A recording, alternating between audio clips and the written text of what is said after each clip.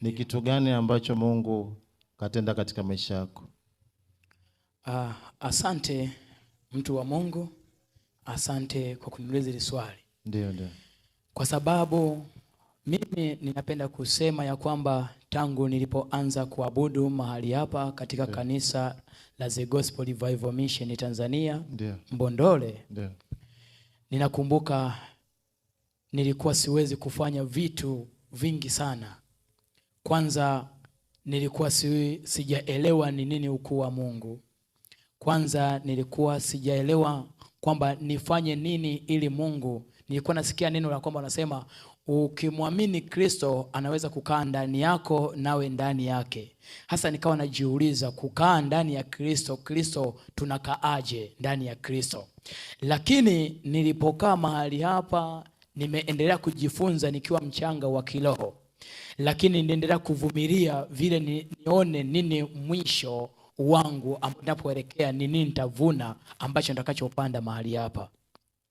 Nimeendelea kujifunza, imefika mahali Roho Mtakatifu naye akanijalia. Zidi ninavyosikia kunena kwamba mtumishi, neno la Mungu linasema ya kwamba kusikia yani imani chanzo chake ni kusikia, na kusikia huja kwa neno la Kristo. Nilipokuwa ninahubiriwa Injili, kuna wakati niliendelea kujitambua ya kwamba kumbe nikimwamini Kristo anaweza kunivusha mambo mengi. Nilipoendelea kuishi katika kukulia wokovu, sasa ninaweza kufanya kazi ya Mungu, pengine kuhubiri. Nilikuwa sina ujasiri wa kusimama mbele za watu kuanza kuelezea neno la Mungu.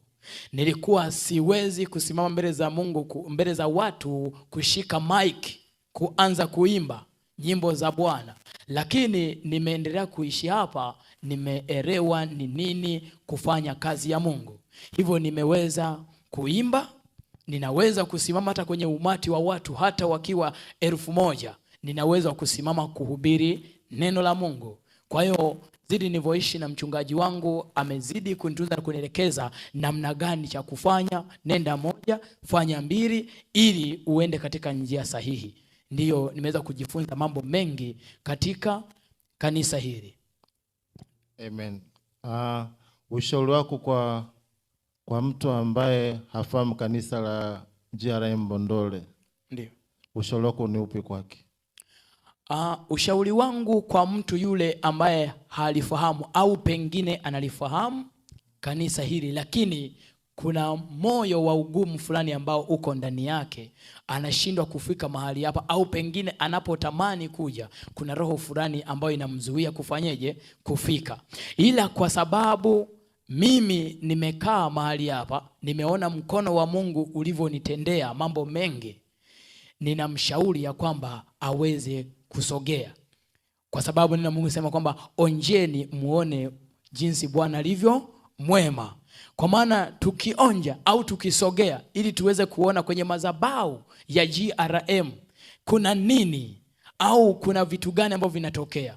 Mtu wa Mungu aliyeko nje ambaye roho yake pengine anatamani kuabudu, ila nguvu ya kusogea au msaidizi wa kumshauri kwamba tufanye hivi hana, mimi kupitia leo kipindi hiki ninamshauri aweze kusogea mahali hapa. Maana mahali hapa kuna watu unaweza kufundishwa ukawa mtu mwingine kabisa wa tofauti, kama mimi nilivyokuwa. Nilikuwa siwezi kusimama mbele za watu, nilikuwa na uoga, nilikuwa naweza kusimama hapo, kwanza mtu akinisimamisha tu au kutoa ushuhuda naanza kutetemeka. Lakini nilivyozidi kukua katika wokovu, nimekaa na kupata ujasiri, nimeweza kufanya kazi ya Mungu. Hata leo nikiitwa mahali sehemu yoyote kwenda kufanya kazi ya Mungu ninaweza, kwa sababu ya kusimama kwenye madhabahu ile. Tunaye mchungaji wetu ambaye anatamani tukue katika roho na katika kazi ya Mungu. Kwa hiyo namkaribisha ili tuweze kukua pamoja, tuweze kumtumikia Kristo